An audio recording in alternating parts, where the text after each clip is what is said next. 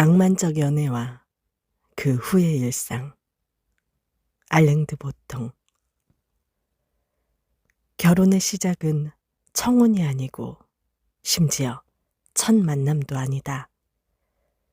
그보다 훨씬 전에 사랑에 대한 생각이 움틀대며, 더 구체적으로는 맨 처음 영혼의 짝을 꿈꿀 때다. 다른 사람이 영혼의 짝이라는 느낌. 이 확신은 아주 순식간에 찾아올 수 있다. 이야기를 나눌 필요도 없다. 이름을 알 필요도 없다. 객관적인 지식은 끼어들 틈이 없다. 대신 중요한 건 직관, 이성의 작용을 건너뛸 자발적인 감정이다. 무언의 직관, 순간적인 갈망, 영혼의 짝에 대한 믿음. 하지만 이런 낭만적인 것은 두 사람이 관계를 어떻게 유지하는지 배워가는데 방해가 된다. 사랑을 유발했던 신비한 열정으로부터 눈을 돌릴 때 사랑이 지속될 수 있음을, 유효한 관계를 위해서는 그 관계에 처음 빠져들게 한 감정들을 포기할 필요가 있다는 것을, 그리고 사랑은 열정이라기보다는 기술이라는 사실을 배워야만 할 것이다. 결혼을 하고 난관을 겪고 돈 때문에 자주 걱정하고 딸과 아들을 차례로 낳고 한 사람이 바람을 피우고 권태로운 시간을 보내고 가끔은 서로 죽이고 싶은 마음이 들고 몇 번은 자기 자신을 죽이고 싶은 마음이 들 것이다. 이것이 바로 진짜 러브 스토리다. 한편 사랑은 약점에 관한 것, 상대방의 허약함과 슬픔에 감응하는 것이기도 하다. 특히 그 약점들을 책임져야 한다는 부담이 없는 초기에 그렇다. 연인이 위기에 빠져 낙담하거나 어찌할 줄 모르고 우는 모습을 볼 때 우리는 그들이 여러 가지 장점을 갖고 있지만 천하무적은 아니라는 사실에 안심하게 된다. 그들 역시 혼란스러워하고 망연자실하는 순간들이 있다는 깨달음을 통해 우리는 지지자로서의 새 역할을 부여받고 우리 자신의 부족함을 덜 부끄러워하게 되고 아픈 경험을 공유하면서 그들과 더 가까워지게 된다. 사랑은 우리의 혼란스럽고 창피하고 당황스러운 부분을 우리의 연인이 다른 누구보다, 어쩌면 우리 자신보다 훨씬 더 잘 이해할 수도 있다는 것이 드러난 순간 최고조에 달한다. 이들은 우리를 간파해내고 신뢰하고 우리의 능력 아래에 있는 무언가를 알아보고 공감해주고 용서해준다. 사랑은 우리의 당황스럽고 난처한 영혼에 대한 연인의 통찰력에 바치는 감사다. 사랑의 초기 단계에서는 감추는 게 적절해 보였던 많은 비밀을 드러낼 수 있다는 안도감이 어느 정도 생긴다. 우리는 우리가 존경할 만하거나 정신이 온전하거나 안정적이지 않으며 사회가 생각하는 그런 사람이 아니라는 것을 고백할 수 있게 된다. 유치하고 공상적이고 거칠고 희망에 들뜨고 냉소적이고 허약하고 다중적일 수 있게 된다. 우리의 연인은 이 모든 것을 이해하고 눈 감아줄 수 있다. 우리는 사랑에서 행복을 찾고 있다고 믿지만 실제로 우리가 추구하는 건 친밀함이다. 우리는 유년기에 아주 익숙했던 감정 그대로를 성년의 관계 안에서 재현하길 바라고, 그 감정은 다만 애정과 보살핌에 국한되지 않는다. 대부분의 사람들이 어렸을 때 맛본 사랑이란 보다 파괴적인 다른 역학들과도 얽혀 있다. 예를 들어 통제불능의 어른을 도와주고 싶은 느낌, 아빠나 엄마가 다정하지 않다거나 그들의 분노가 두렵다는 느낌, 또는 철없는 소원을 자유롭게 표현할 만큼 집안 분위기가 안정적이지 않다는 느낌과도 뒤얽혀 있는 것이다. 그렇다면 성인으로서의 우리가 어떤 후보군을 그들이 잘못되어서가 아니라 조금은 너무 옳기 때문에, 왠지 지나치게 안정적이고 성숙하고 분별 있고 믿음직스럽기 때문에 거부할 수도 있다. 우리는 그보다 자극적인 사람을 쫓는다. 그들과 함께하는 삶이 더 조화로울 것이라는 믿음에서가 아니라 그 삶이 가질 좌절의 양식이 친밀할 것이라고 무의식적으로 감지하기 때문이다. 결혼, 자신이 누구인지 또는 상대방이 누구인지를 아직 모르는 두 사람이 상상할 수 없고 조사하기를 애써 생략해버린 미래에 자신을 결박하고서 기대에 부풀어 버리는 관대하고 무한히 친절한 도박. 토라짐에 대해. 토라짐의 핵심에는 강렬한 분노와 분노의 이유를 소통하지 않으려는 또 다른 욕구가 혼재해 있다. 토라진 사람은 상대방의 이해를 강하게 원하면서도 그들의 이해를 돕기 위해 아무것도 하지 않는다. 설명을 해야 할 필요 자체가 모욕의 핵심이다. 만일 파트너가 설명을 요구한다면 그는 설명을 들을 자격이 없다. 토라진 사람은 우리가 그들이 입 밖에 내지 않은 상처를 이해해야 한다고 생각할 정도로 우리를 존중하고 신뢰한다. 토라짐은 우리의 유년기에서 뿌리를 찾을 수 있는 아름답고도 위험한 이상, 즉 무언의 이해가 약속돼 있는 이상에 근거를 둔다. 자궁이 있을 때 우리는 말로 설명할 필요가 전혀 없었다. 모든 필요가 충족됐다. 적절한 위안이 저절로 발생했다. 우리는 필요한 것을 알릴 필요가 없었다. 크고 친절한 사람이 우리 모든 것을 가늠해줬다.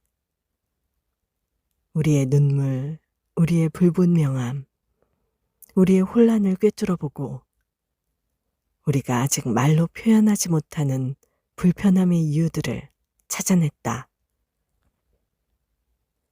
그래서인지 연애에서 달변가조차 파트너가 자신을 정확하게 읽어내지 못하면 본능에 따라 함구하는 쪽으로 기운다. 무언의 정확한 독심술이 파트너가 신뢰할 수 있는 사람이라는 진실한 징표로 느껴진다. 말로 설명할 필요가 없을 때만 우리는 자신이 진정으로 사랑받고 있다고 확신하는 것이다. 이상적으로 말하자면 우리는 토라진 사람의 분노를 감당해야 하는 특별한 표적이 되었을 때도 온화하게 웃는 자세를 유지할 수 있다. 그 애처로운 역설은 알아보기 어렵지 않다. 토라진 사람은 키 180cm의 성인의 직업을 견뎌내고 있을지라도 진짜 메시지는 지극히 퇴행적이다. 마음 깊은 곳에서 나는 아직 젖을 먹는 아기니 지금 당장 나의 부모가 되어줘야 해. 당신은 무엇이 나를 아프게 하는지를 정확히 헤아려 줘야 해. 내가 아기였을 때, 사랑에 대한 관념들이 처음 형성되었을 때, 사람들이 그래 주었듯이 말이야. 틀어진 연인에게 베풀 수 있는 가장 큰 호의는 그들의 불만을 아기의 떼쓰기로 봐주는 것이다. 우리는 성숙한 자아 너머에서 실망하고 분노하고 말도 제대로 못하는 내면의 아이를 만나 용서해 주는 것이 가끔은 가장 큰 특권이기도 하다는 점을 잊는다. 모든 게 네 탓. 세상은 무수히 많은 방식으로 번번이 우리에게 혼란과 실망, 좌절과 상처를 안긴다. 세상은 우리를 지체시키고 창의적인 시도에 퇴짜를 놓고 우리를 승진해서 제외시키고 얼간이들에게 보상을 주고 우리의 포부는 그 암울하고 무자비함에 산산이 부서진다. 그래도 우리는 불평하지 못한다. 진정으로 책임 있는 사람을 알아내기가 너무 어렵고 누구 책임인지를 확실히 알 때에도 항의하기에는 너무 위험하다. 우리가 불만 목록을 노출할 수 있는 사람, 인생의 불의와 결함에 대해 누적된 모든 분노를 받아줄 수 있는 사람은 한 명뿐이다. 그 사람 탓을 하는 건 당연히 부조리 중에서도 부조리다. 하지만 이렇게만 본다면 사랑의 작동 법칙을 잘못 이해한 셈이다. 우리는 정말로 책임이 있는 권력자에게 소리를 내지를 수가 없기에 우리가 비난을 해도 가장 너그럽게 봐주리라 확신하는 사람에게 화를 낸다. 주변에 있는 가장 다정하고 가장 동정어리고 가장 충성스러운 사람, 즉 우리를 해칠 가능성이 가장 적으면서도 우리가 마구 소리를 치는 동안에도 우리 곁에 머물 가능성이 가장 큰 사람에게 불만을 쏟아놓는 것이다. 우리가 사랑하는 사람에게 퍼붓는 비난들은 딱히 이치에 닿지 않는다. 세상 다른 어떤 사람에게도 그런 부당한 말들을 발설하지 않는다. 하지만 우리의 난폭한 비난은 친밀함과 신뢰의 독특한 증거이자 사랑의 한 증상이고 제 나름대로 헌신을 표현하는 비꾸러진 징표다. 분별 있고 예의 바른 말은 모르는 사람에게 할 수 있지만 밑도 끝도 없이 무분별하고 터무니없는 말을 할 수 있는 것은 우리가 진심으로 믿는 사랑하는 사람이 곁에 있을 때뿐이다. 우리가 파트너에게 부당한 요구들을 하고 그 곁에서 매우 부조리해지는 까닭은 우리 내면을 이해하고 곁에 있는 것만으로도 우리의 고통을 많이 해소시켜주는 누군가가 우리 삶의 모든 것들을 어떻게든 바로잡을 수 있으리라 믿기 때문이다. 부모의 기적 같은 능력을 보고 감탄했던 어린아이가 수십 년 뒤 어른이 돼 그때의 경외감에 별난 경의를 표하듯 상대방의 능력을 과장하는 것이다. 가르치기와 배우기. 사랑하는 사람을 가르친다는 개념은 건방지고 부적합하고 몹시 해롭게 느껴진다. 진심으로 누군가를 사랑한다면 그 또는 그녀가 변화하기 바란다는 말은 꺼낼 수 없다. 낭만주의는 이 점을 분명히 한다. 진실한 사랑은 파트너의 존재를 온전히 수용해야 한다는 것이다. 자애롭고자 하는 이런 근본적인 헌신이 있기에 사랑의 처음 몇 달은 무척이나 감동적이다. 갓 시작한 관계 안에서 우리의 취약성은 관대하게 다뤄진다. 수줍음, 서투름, 혼란은 빈정거림이나 불평을 낳기보다는 애정을 불러일으키고 우리의 까다로운 면들도 오로지 측은지심이란 필터를 통해 해석된다. 이런 순간들로부터 아름답지만 험난하고 무모하기까지 한 신념이 발생한다. 제대로 사랑받으면 반드시 나의 모든 면을 승인받게 돼 있다고 말이다. 학생을 가르칠 때는 최고의 배려와 인내만이 효과가 있다.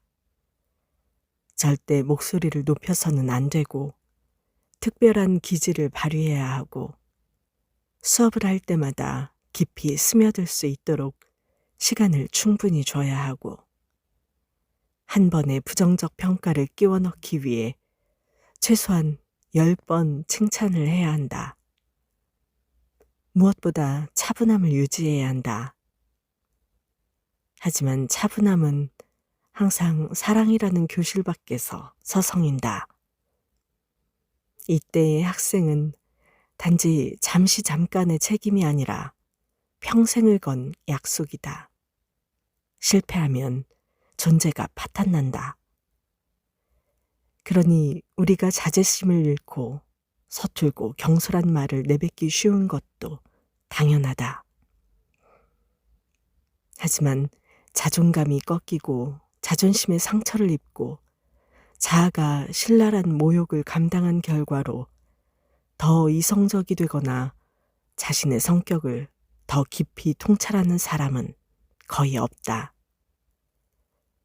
우리 성격의 고질적인 측면들을 다룰 때 따뜻하게 접근한다기보다 우리의 천성을 야멸차고 분별 없이 공격하는 말들에 맞닥뜨리면 우리는 방어적이 되고 과민해질 수밖에 없다.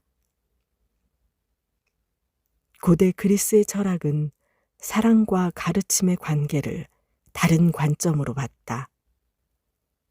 사랑은 타인의 훌륭한 점을 찬탄하는 감정, 고결한 특질과 대면했을 때 느껴지는 흥분이었다. 그 결과 사랑이 깊어짐은 항상 보다 고결해지는 방법, 화를 잘 참거나 관대해지는 법, 탐구심을 키우거나 더 용감해지는 법을 가르치고 배우는 욕구를 수반하게 됐다. 이런 그리스식 이상적인 사랑에 조금 더 깨있는 세계에서는 우리가 어떤 것을 알려주고자 할 때 어색함과 두려움과 공격성이 약간 줄어들고 피드백을 받을 때도 다소 덜 호전적이고 덜 예민해질 것이다. 신뢰하고 협력하는 분위기에서는 가르치기와 배우기, 상대방의 결점을 환기하고 상대방의 비판을 허용하기가 결국 사랑의 참된 목적이라는 점을 인정하게 될 것이다. 사랑의 가르침. 성숙함이란 낭만적 사랑이 사랑하기보다 사랑받기를 추구하는 편협하고 다소 인색한 감정일 수도 있다는 깨달음이다. 아이들은 결국 나이가 몇 배나 많은 사람들에게 예상치 못한 선생이 돼 그들의 철저한 의존성, 자기중심주의, 연약함을 통해 완전히 다른 종류의 사랑에 대한 수준 높은 교육을 제공한다. 이 사랑은 상호 호혜를 강렬히 원하거나 성급하게 후회하지 않고 타인을 위해 자아를 초월하는 것만을 진정한 목표로 한다. 우리는 타인이 우리에게 해줄 수 있는 것, 우리를 즐겁게 해주고 매혹하고 위로해주는 능력에 대한 보답으로 타인을 사랑하는 데 익숙하다. 하지만 아이들은 그저 도움이 절실히 필요하기 때문에, 그리고 우리가 그들을 도와줄 위치에 있기 때문에 어떤 보답도 기대하지 않고 베푸는 법을 우리에게 가르친다. 자율과 독립성을 늘 지나치게 강조하는 와중에 이 무기력한 피조물은 아무도 자력으로 만들어진 존재가 아니라는 것을, 우리는 모두 큰 빚을 지고 있다는 사실을 상기시켜준다. 인생은 사랑하는 능력에 의지한다는 걸 깨닫게 되는 것이다. 아이는 어른에게 사랑의 다른 측면을 가르쳐준다. 진정한 사랑은 까다롭고 불쾌한 행동 이면에 놓여 있을 무언가를 최대한 관대하게 해석해야 한다는 것이다. 부모는 울음, 발길질, 슬픔, 화가 진정 무엇 때문인지를 짐작해야 한다. 이 해석 활동의 두드러진 특징이자 평범한 성인들의 관계에서 나타나는 것과 다른 점은 자애심이다. 부모는 아이가 기본적으로 선하다는 가정에서 시작한다. 아이가 울 때 우리는 아이가 심술궂거나 자기 연민에 빠졌다고 비난하지 않고 무엇이 불편하게 만드는지를 생각한다. 만일 이 본능을 성인들의 관계에 조금이라도 도입한다면 우리는 얼마나 친절한 사람이 되겠는가. 그렇다면 성인들의 관계에서도 심술궂음과 잔인함을 보아넘기고 거의 항상 그 이면에 깔려있는 두려움, 혼란, 피로를 감지해낼 수 있다. 인류를 사랑으로 바라본다는 것은 이런 의미일 것이다. 성인이 돼 맨 처음 관계를 형성할 때 유년기에 우리가 경험했던 자애롭고 이타적인 사랑을 찾는 일에 모든 것을 바친다 해도 놀랍지 않다. 또한 그런 사람을 찾기가 극히 어렵고 우리를 어떻게 도와야 할지 아는 사람이 너무 적다는 사실에 좌절하고 나중에는 극도로 괴로워해도 이 역시 놀라운 일이 아니다.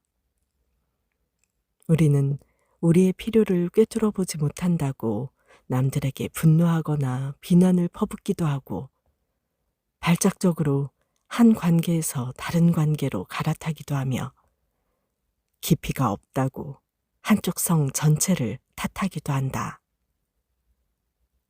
우리가 비현실적인 탐색을 멈추고 성숙한 초연함 같은 것에 도달하기 전까지 우리가 이 갈망에서 벗어나는 길은 완벽한 사랑을 요구하는 대신 보상받을 가능성을 계산하지 않고 사랑을 나누어 주는 것이다. 많은 사람들이 아이들에게 다정함을 보이는 세상에서 산다는 건 멋진 일이다. 우리가 다른 사람의 어린애 같은 면에 조금 더 다정함을 보이는 세상에서 산다면 더욱 멋질 것이다. 양립할 수 없는 욕망들. 우리의 낭만적인 삶은 슬프고 불완전하게 끝날 운명이다.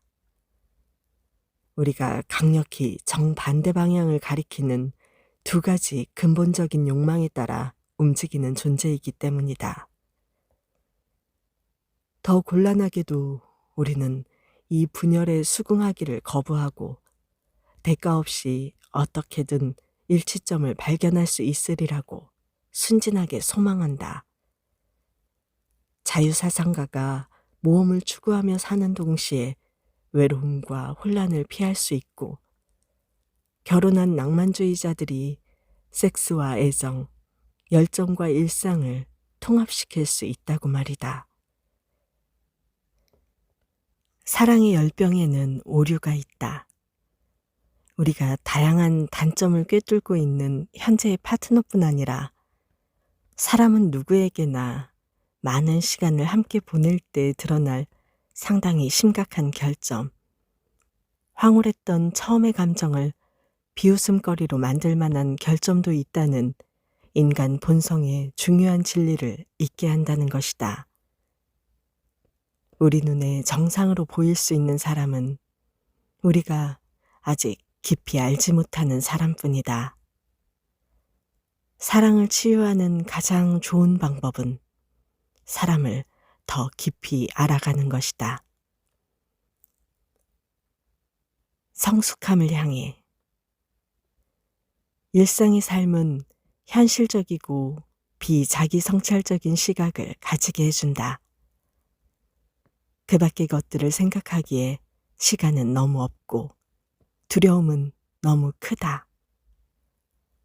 우리는 자기 보호 본능에 이끌려 스스로를 밀어붙이고 받은 만큼 되갚아주고 책임을 전가하고 엉뚱한 질문을 삼가고 우리가 나아가는 곳에 대한 달콤한 이미지에 붙박인다.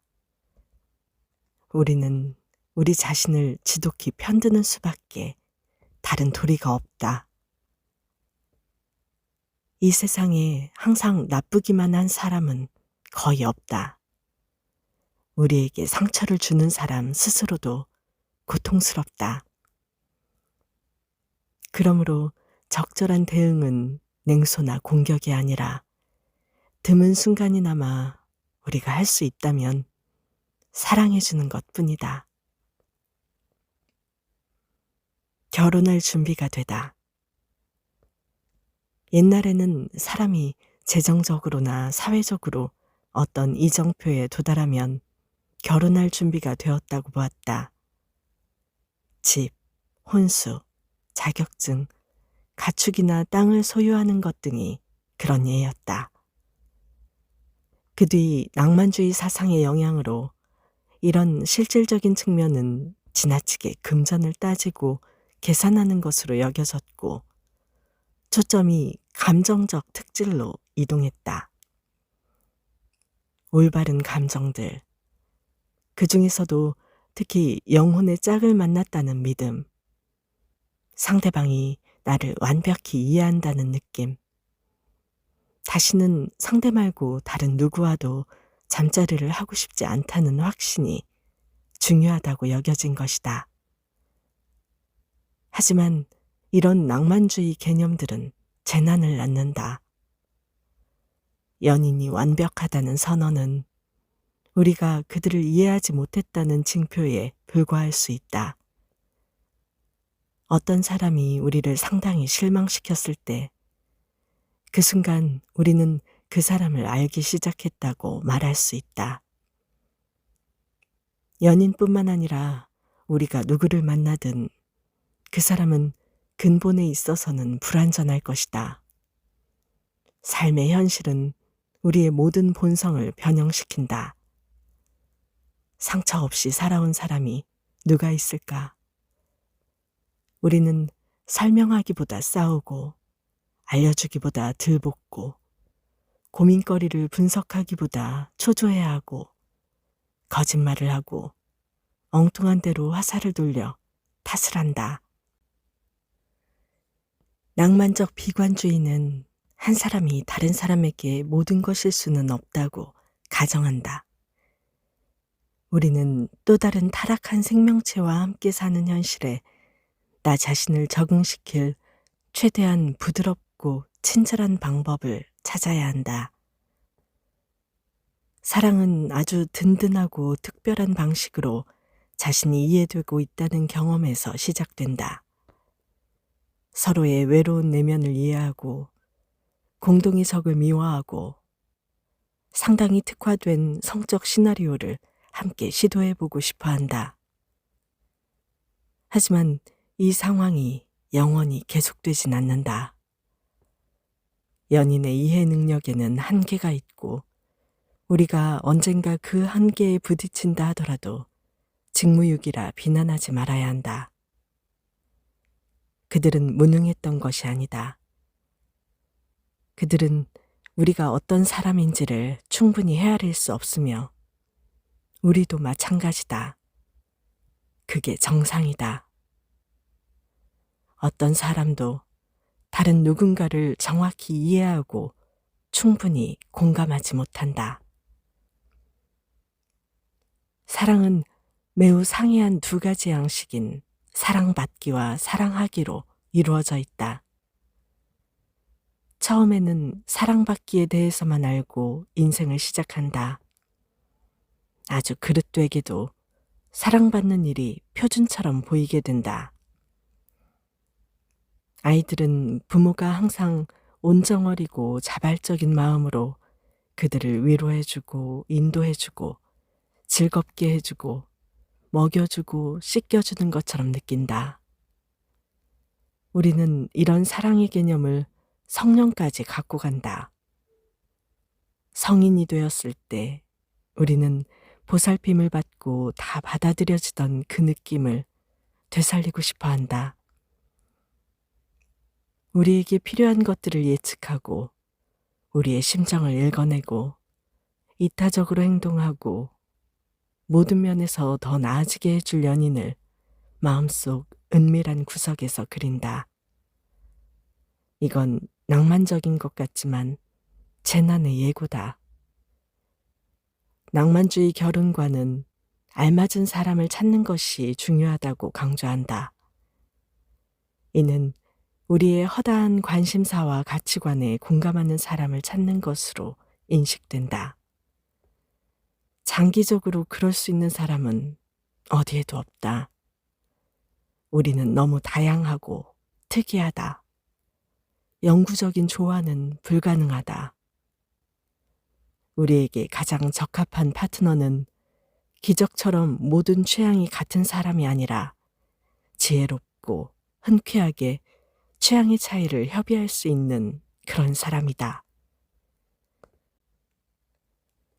대부분의 러브스토리를 기준으로 본다면 우리 자신의 실제 관계는 거의 다 하자가 있고 불만족스럽다. 많은 경우 별거와 이혼이 불가피해 보이는 것도 놀랍지 않다. 그러나 우리를 자주 잘못 인도하는 예술 속 이야기들에 따라 우리의 관계를 판단하지 않아야 한다. 결혼 생활을 하면서 우리는 평범한 인생을 사는 데에도 용기가 필요하다는 것을 깨닫게 될 것이다.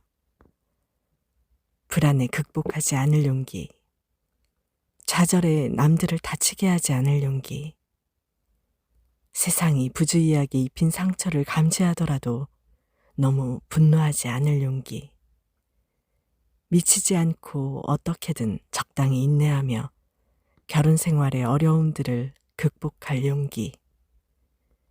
이것이 진정한 용기다. 이런 마음을 가진 서로가 있으면 우리는 인생이 무엇을 요구하든 충분히 헤쳐나갈 수 있을 것이다.